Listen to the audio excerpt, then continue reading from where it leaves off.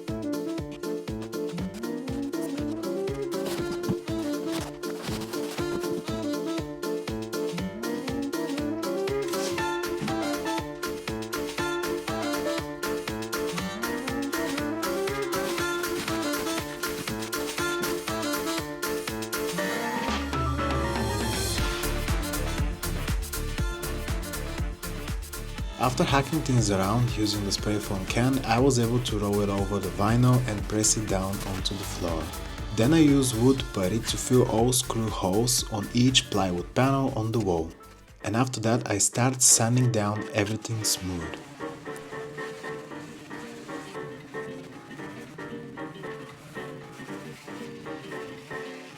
As I got bored with the walls, I decided to prepare the roof pop top for the paint job.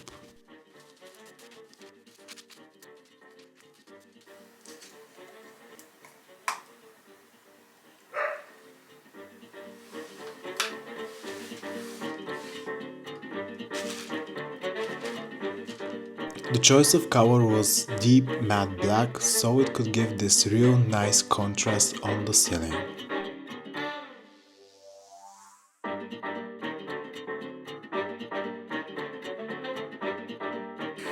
Taking the measurements for the cabinets.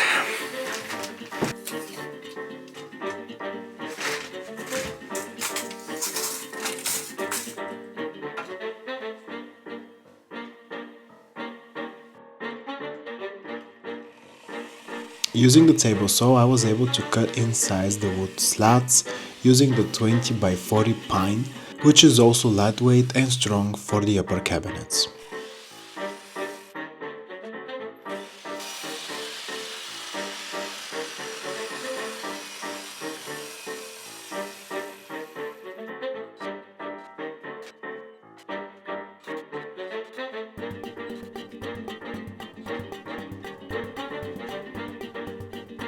After building the frame, I used 8mm plywood for the base of the cabinets.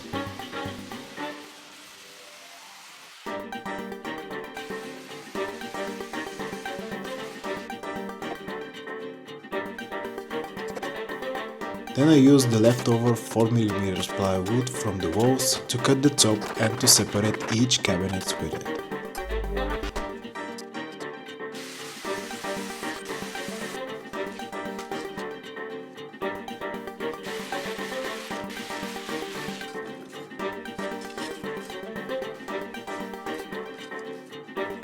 Then I did the same thing on the right wall, Instead of 3, I built only one cabinet on the left side.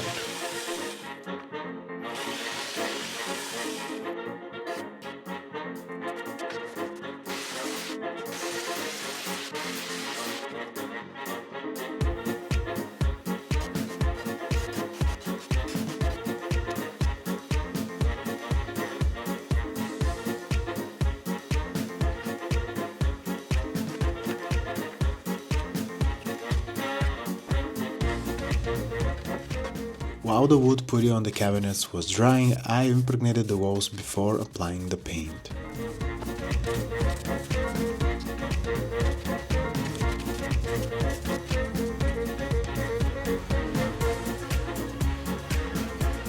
Using every tool possible, I work on the edges of the plywood base to make it all smooth to the touch.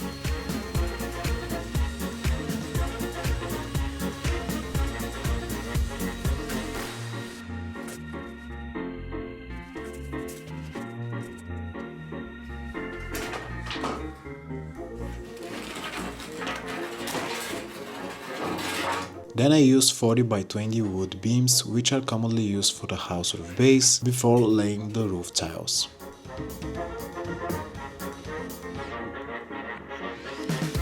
Using my pristine techniques, as you can see, I cut those in size using the table saw.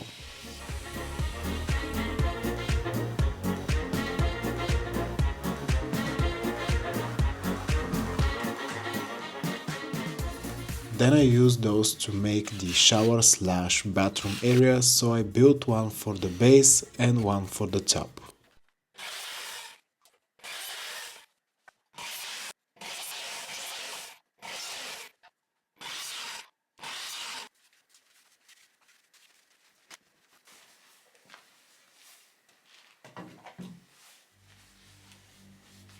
After finishing nicely the roof pop top with these tin boards, I reassembled the roof pop top mechanism, aka the bed lifting mechanism.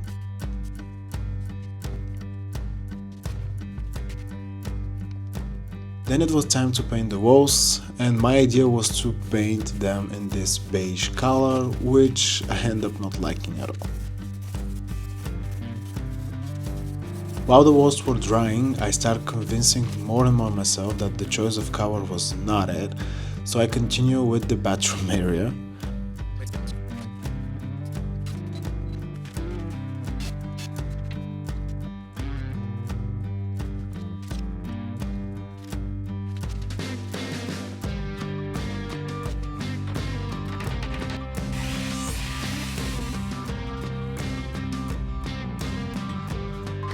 I have never thought that I would find myself in a situation like this, not being able to choose the color of the paint and stain that I would end up liking for the wall cabinets. Keeping in mind that I already fucked up the walls, I didn't want to make the same mistake on the cabinets too. So I did eventually chose to use the combination of a varnish, stain and brown paint, which I have never done before, so that will be interesting. And as I already told you, I did not like the beige color on the walls at all, so I did go back and bought a new set of paint, this time bright white.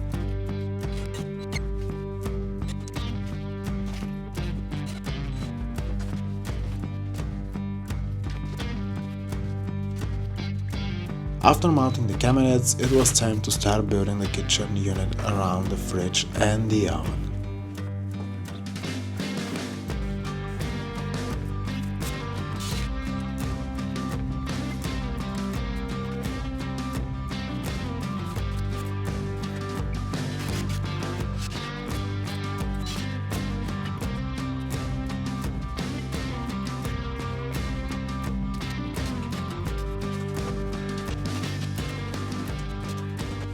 Then I start preparing the wood frames for the wheel arches, which we're gonna get back later in this video.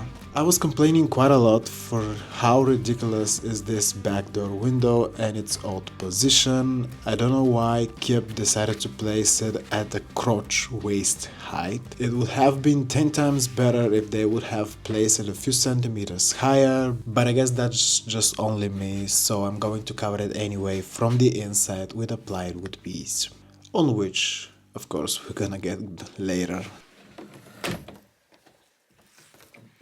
So now let's finish the upper cabinets, cutting the doors using this 10mm plywood sheet.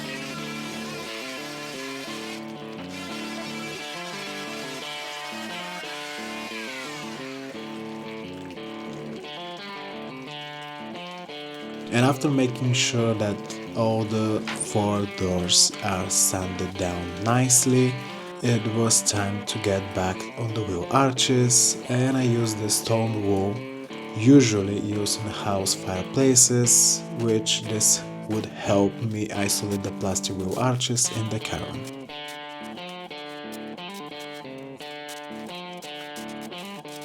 Then I place on top the wheel arches wooden frames which I built earlier, covering them with the spare sheets of 4mm and 8mm plywood sheets.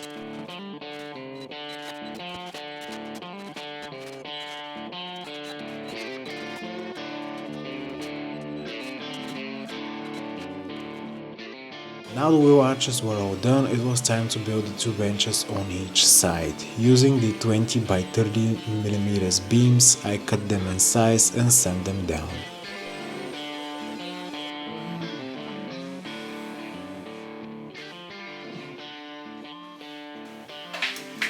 Well, that shit was unfortunate. What should I say? Always wear gloves. I don't have anything else. Otherwise, you would end up like this. Then I stained the beams with a brush, a mixture of mahogany oak color to get this deep contrasted brown color that I like.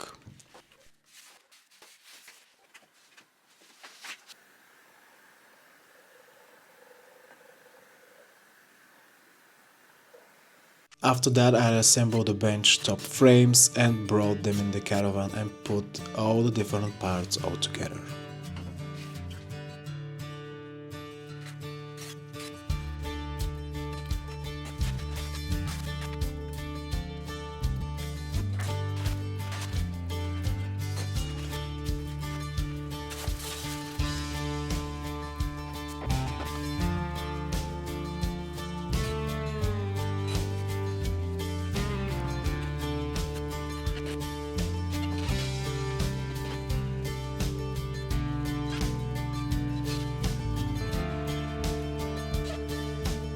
Then I use 4mm plywood sheets just so I can make the bench faces.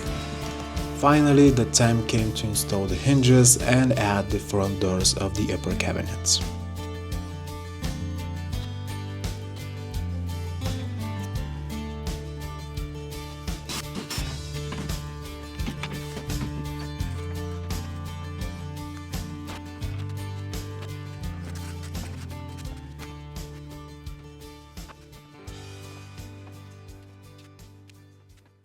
Finally, after 6 months, bought these windows back in the middle of May, and now we are December.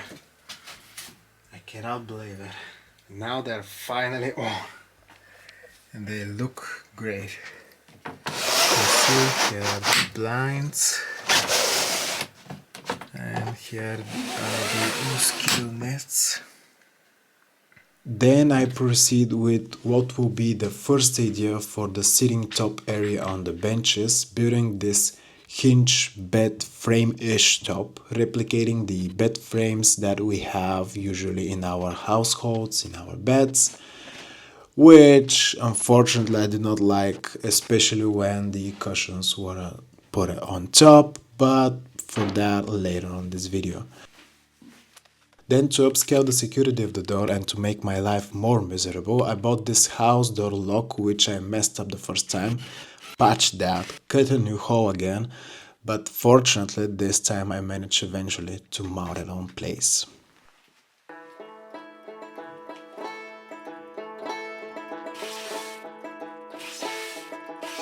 Then the time has come for the shower and bathroom area.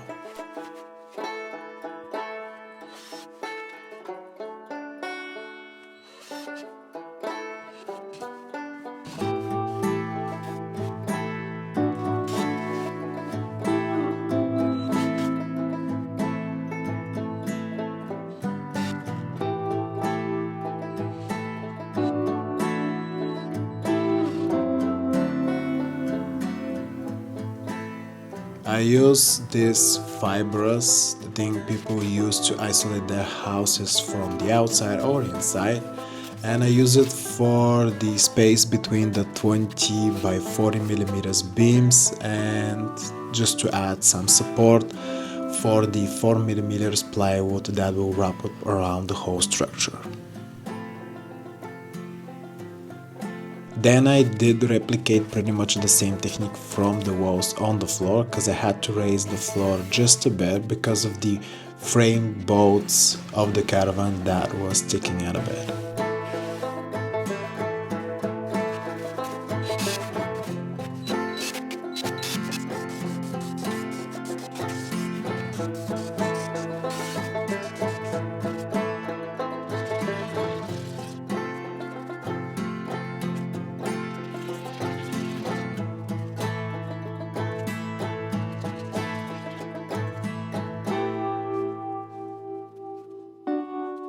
Then it was time to make my own type of cladding on the roof pop top using these 18 by 25 millimeter pine slats. I glued them and nailed them down on the ceiling.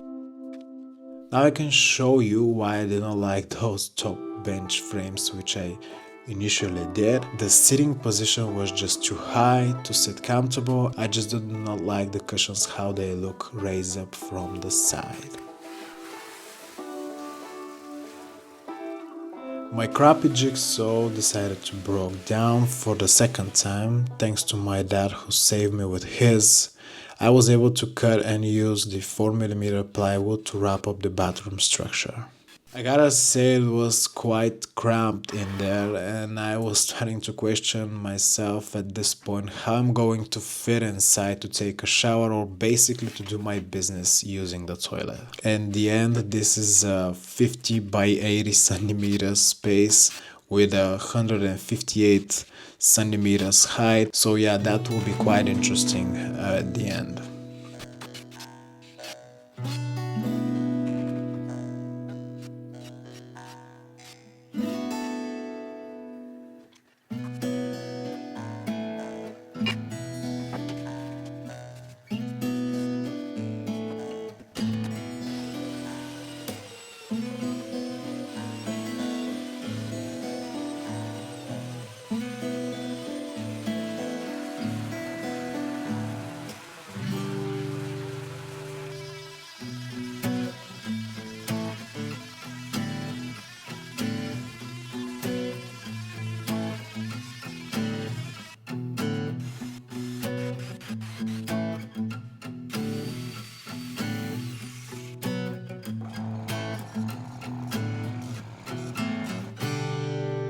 Using 8mm plywood, I was able to recover from my first mistake, and I did a simple sitting lifting mechanism for the benches, which it looked way more unnoticeable from the side and more comfortable to sit on.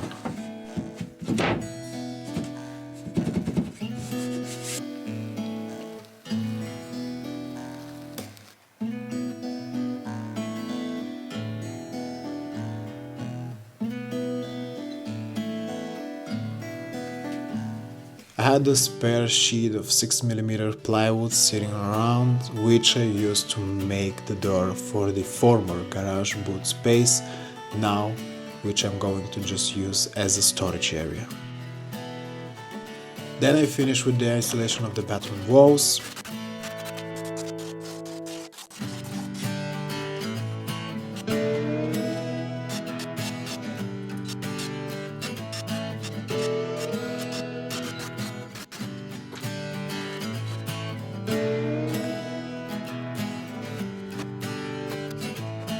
Then I used 12mm plywood for the table, which I cut, sanded down,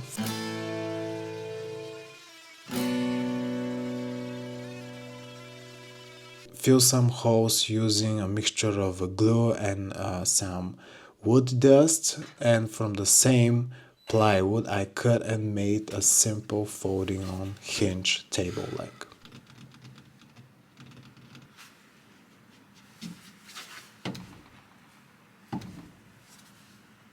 Then I tidy up the space with few wood trims around the edges of the benches and on the ceiling, plus putting back the original pop top handle which I painted.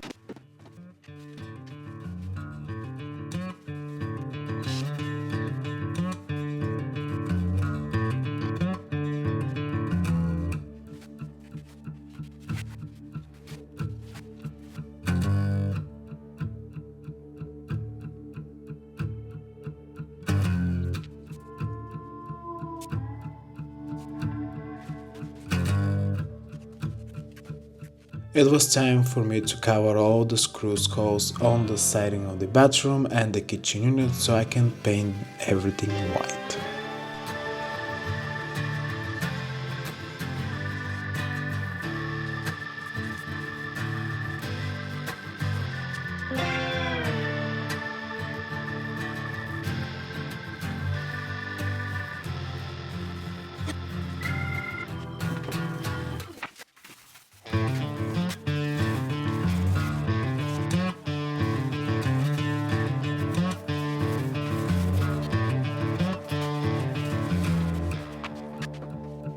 Then I varnished 2 to 3 coats the top of the benches and the siding using a matte finish varnish.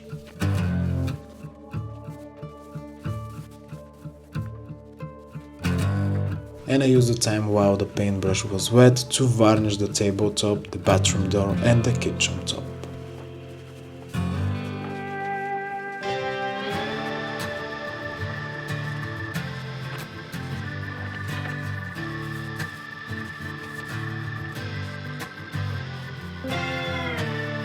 I finished the bathroom edges with some nice wooden edge trims around the ceiling and the floor.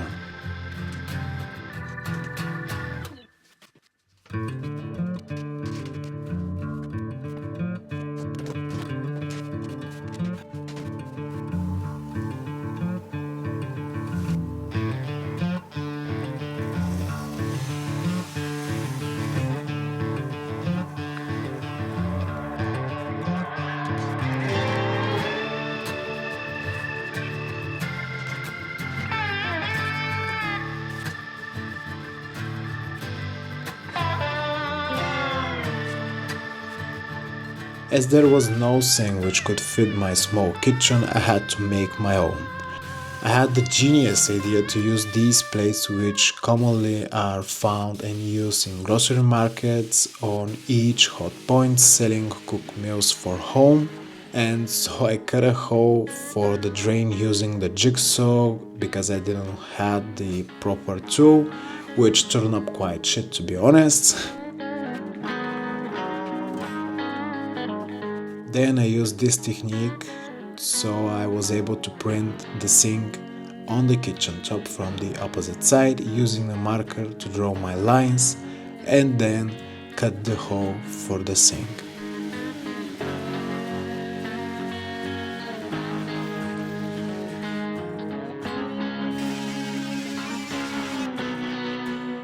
Because I was using a household kitchen drain, I was keen that I would be able to save the job and to cover up the shitty job I did while I was cutting the hole, so it fits quite nicely actually, and fit quite well using the Sikaflex around the edges, which solves the problem, and everything was tightened up quite and fit quite nicely.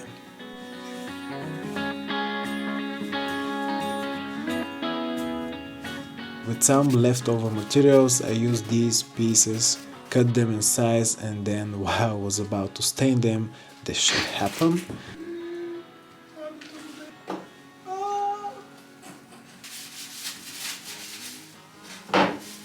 Though I was quite skeptical about the stain color, they did quite turn out really well, which fit the look I was going for, replicating the outside strips of the Caravan, bringing that design inside as well.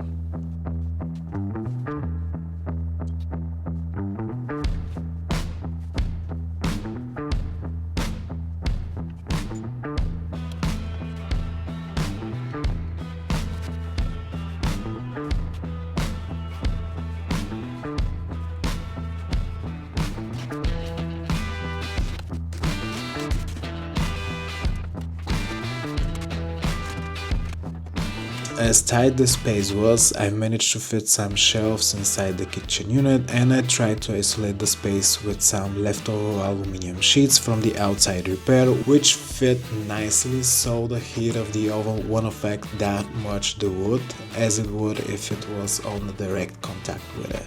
Then I glue and screw my custom made sink on the kitchen top.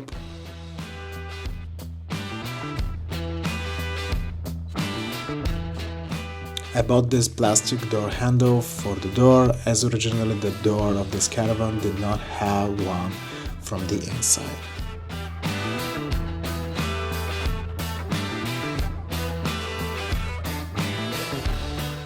Then I installed the aluminum housings, which will hold the LED strips inside on the roof pop-top ceiling.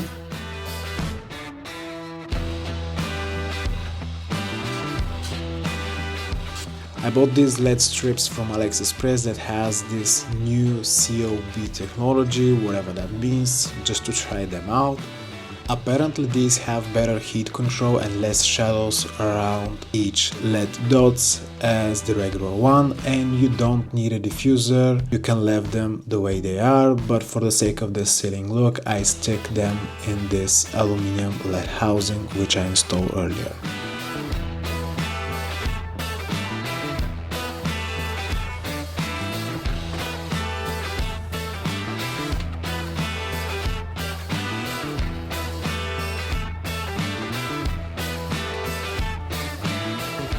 Hook them on my EcoFlow Delta 2 with male DC 55-21 connector so I can test the LED strips if they work, and as you can tell by my reaction, they do work. Oh.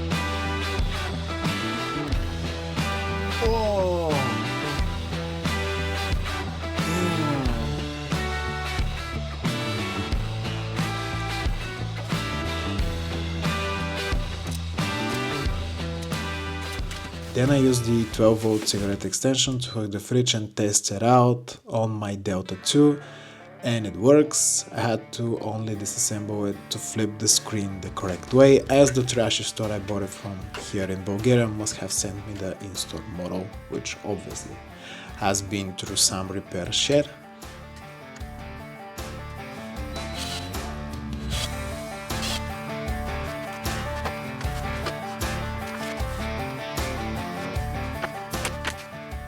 Then I work my way around the ceiling light switch next to the door.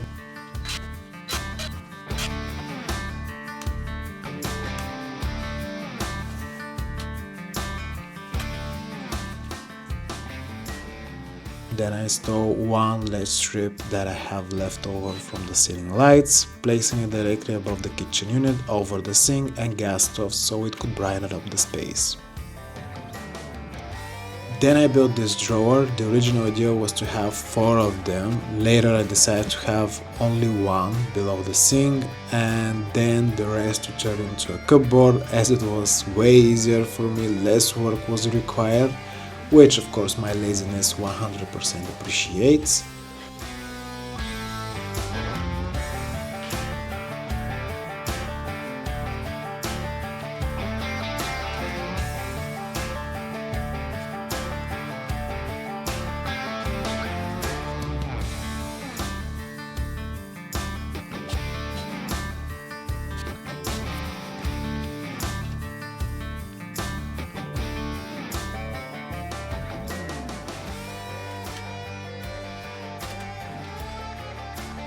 Then I mount the bathroom door handle and I built some hooks out of screws for hanging stuff, clothes next to the door.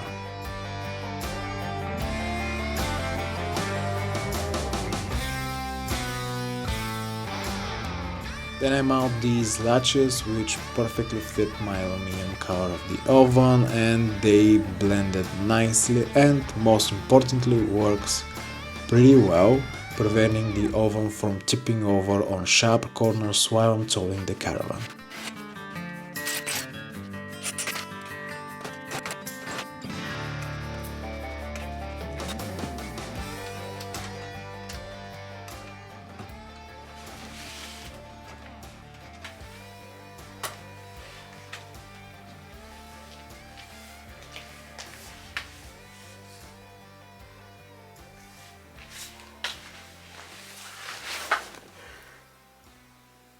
Rafi. I've got 48 hours. Rafi, prestani. I've got 48 hours until I test out the caravan for the first time. Yep, you heard me right. I had days left before I took the caravan for the first time out of this barn and test everything outside.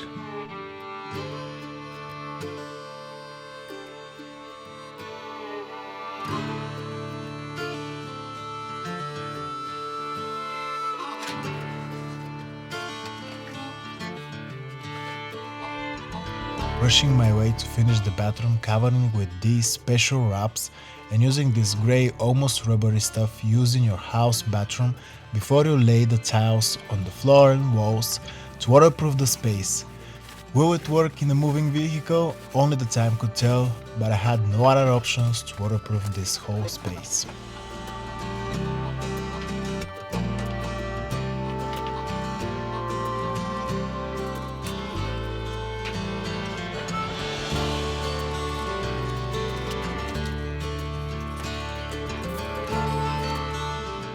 I sweat my ass while trying to pull the solar panels cables in the canal behind the wall, which I put inside almost 1 year ago, but fortunately I was able to get them out and hook them inside.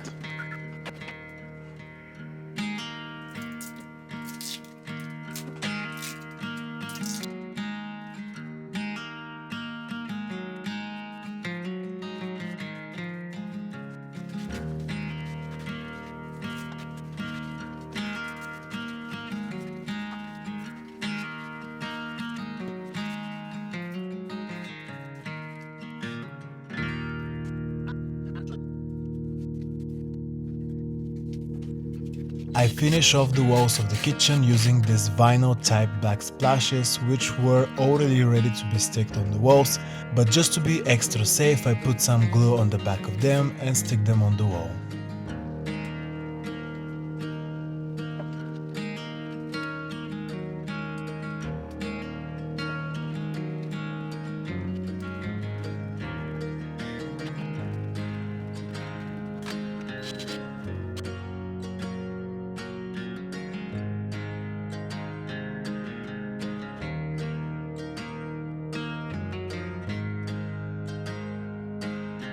My dad helped me to fit the correct hoses for the quick gas connections for the oven. I laid down the last layers of the waterproof materials on the bathroom walls.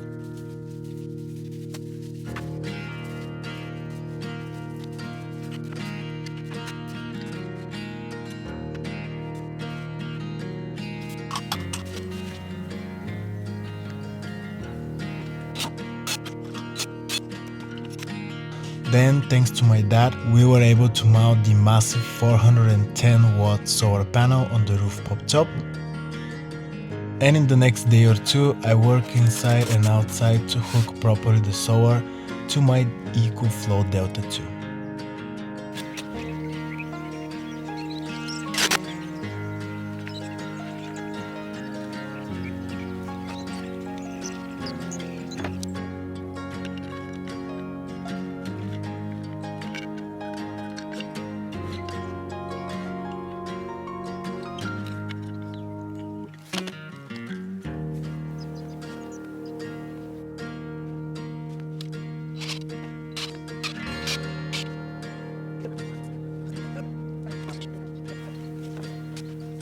I installed the sink drain all the way out to the bottom of the caravan floor.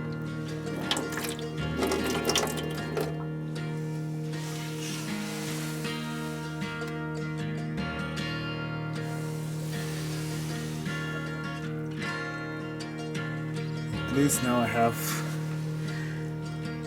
a drain. I don't have a tap, as you can tell, but at least now I can drain the water from the sink. Great.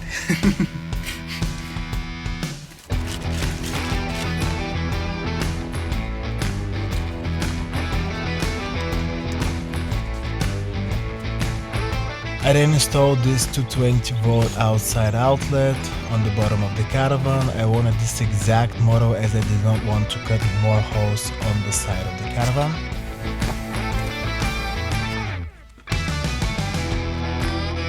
Then I made myself an offshore 220 volt plug connection with an extension cord.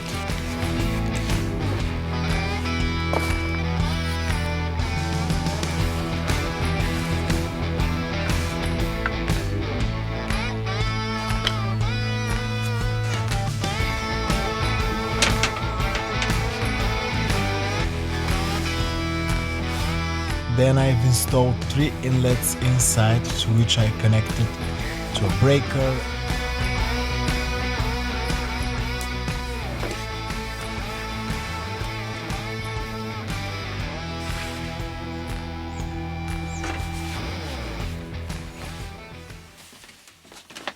Babo! Imam tok! And from my reactions and my grannies, I was quite proud of myself that I finished with the wiring inside.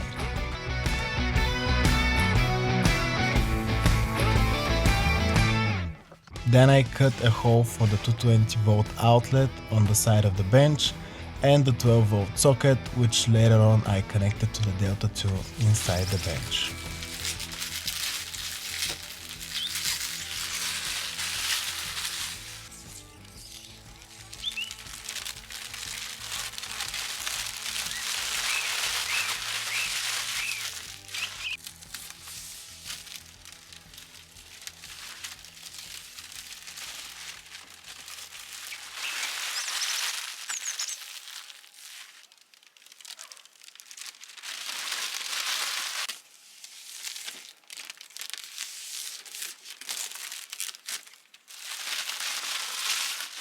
And finally, 28 февруари 6:00 2024. I'm done. Fucking done. Damn, I wish it was all over for real. However, on the next day I had this test trip with my best friend when we went on a trip to a few reservoirs in the beautiful Rhodope mountain here in Bulgaria. Got stuck a few times, we had fun though, but I had to go back and finish the rest of the renovation. Since then I have replaced the hatch damper as the original was broken, videos in the description. Then I bought a new Alco suspensions, again videos in the description. I installed the tap, had a few leaks here and there, and the fucking 12 volt water pumps was driving me nuts because of how noisy it was. Then I installed the diesel heater, which did not went well at first, but I've managed to solve the installation problem.